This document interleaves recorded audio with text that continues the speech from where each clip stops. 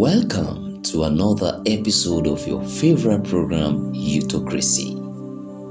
And on today's episode, the topic is, why was Africa colonized? Why was Africa colonized? The answer to this question we shall discover shortly. Africa was colonized because of three important reasons. One was religious, second, political, and third, economic. That is, economic reason, political reason, and religious reasons. And of course, between 1881 and 1914, European nations took control of African continent. They were able to achieve this through military invasion, aggressive enticement, and diplomatic pressure. The annoying part of the whole thing was the bastardization of African cultural values. Our cultural heritage was bastardized.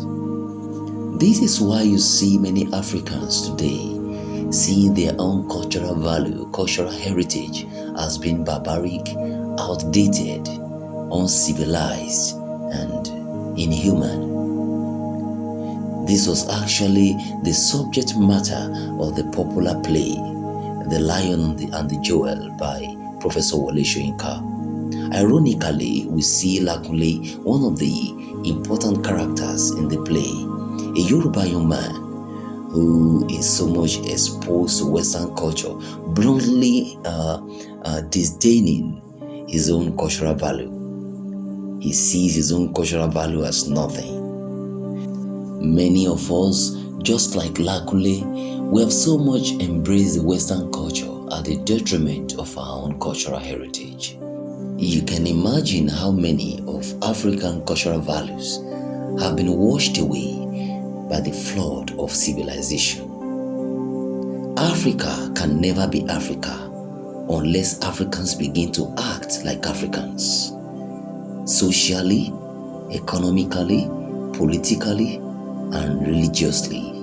And for those of you who have read the play, The Lion and the Jewel, you will agree with me that just as Sidi, the protagonist, the principal character, was raped of her virginity, the same way was Africa raped of her cultural values.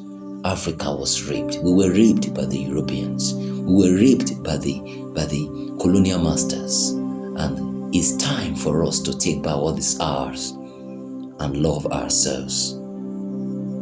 Don't you ever forget this fact. Africa can never be Africa unless Africans begin to act like Africans, socially, economically, politically, and religiously. If it is not Africa, it can never make Africa. Don't forget, and we need to go back to the drawing board and take back what is ours. We cannot continue to bastardize our own cultural values and heritage. Let's remember, this is our own home, our own place. No other place can be like home. Africa, wake up. Wake up from slumber. I remain Dominion.O.Vincent. See you on the next episode.